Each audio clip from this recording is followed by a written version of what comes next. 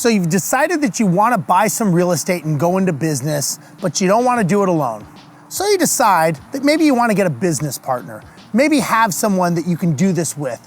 Neither of you have ever done it.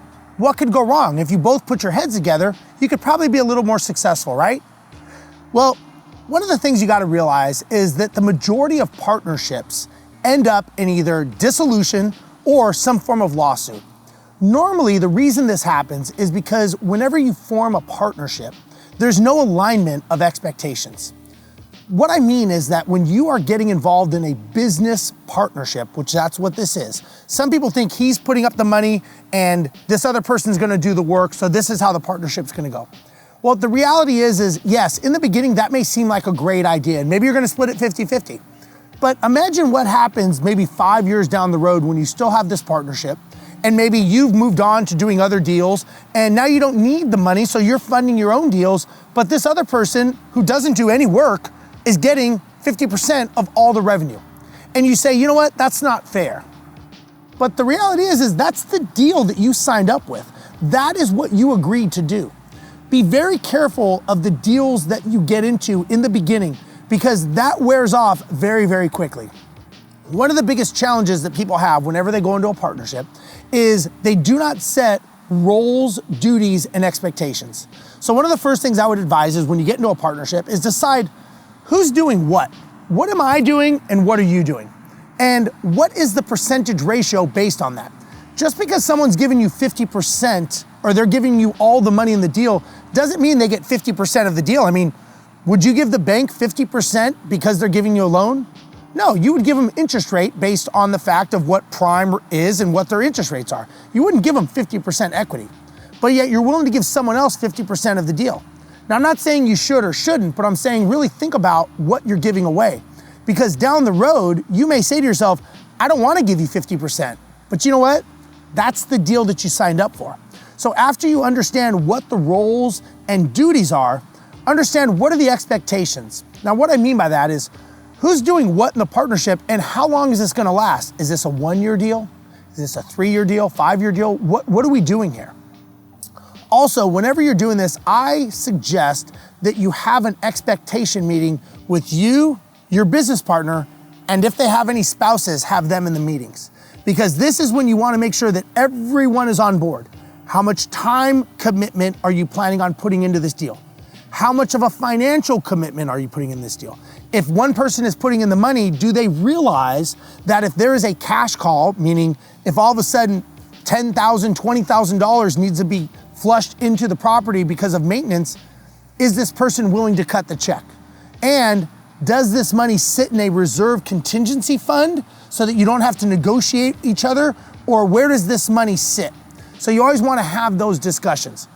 One of the other things you got to talk about, which is a little rough, is what happens if you don't get along? What if you and the business partner need to divorce each other? How do you deal with the dissolution and who gets what? If you've put money or equity in, how are you treated fairly? Now, a lot of people, they don't want to talk about this. They think everything's going to go great. The reality is this is exactly when you need to talk about it.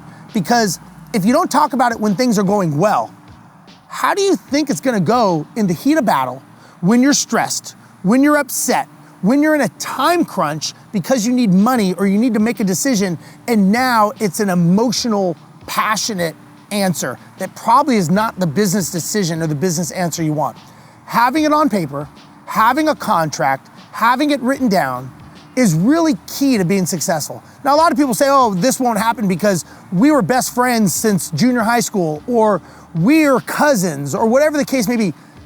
That's exactly why you want to have this conversation. That's why you want to have this dialogue before you ever buy a deal.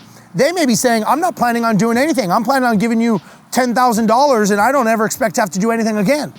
Well, if that's not what you were expecting, you don't want to find that out once you own the property. And many, many people, they find this out after the fact and then they're bitter and it ruins the relationship. The reason it does that is because you didn't take the time.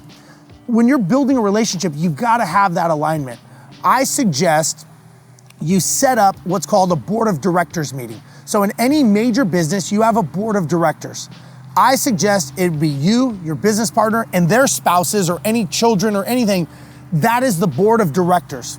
And I suggest you meet monthly, maybe you meet quarterly, depending on the growth of the business, and see, okay, what are the goals for the business? What is the business plan? What is the vision? And how are we dealing with it? And are we on track or off track? So if you do it monthly, it could be, what's the P&L statement? What's the account balance? What are the things that we were supposed to accomplish this quarter, this year, this semester, whatever it is, however you're gauging it? Are we on track or are we off track? And if you're off track, what are we doing to get on track? Now, this is not a blame meeting, and this is not a working in the business meeting. This is an upper level working on the business meeting.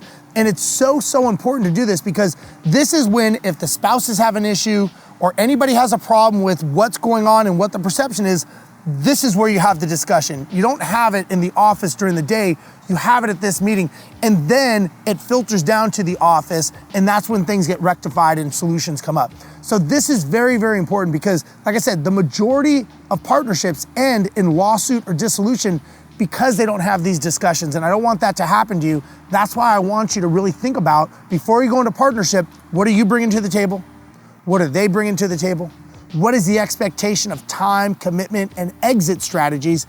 And if it doesn't work, how do you dissolve the partnership and still have the relationship? Because you went into partnerships for a reason. You want to keep that after. If it doesn't work out, you want to make sure that you don't let that go by the wayside. So remember, just think about that next time you're thinking of getting into a partnership. Have that discussion. If you can't have it when things are calm, I guarantee you're not gonna be able to have it when things are bad. So always think about that. Hope this helps, and we'll talk to you guys next time. Thanks for watching. Please make sure that you like and subscribe to this channel. And if this is relatable to you, leave me a comment. I'd like to hear from you.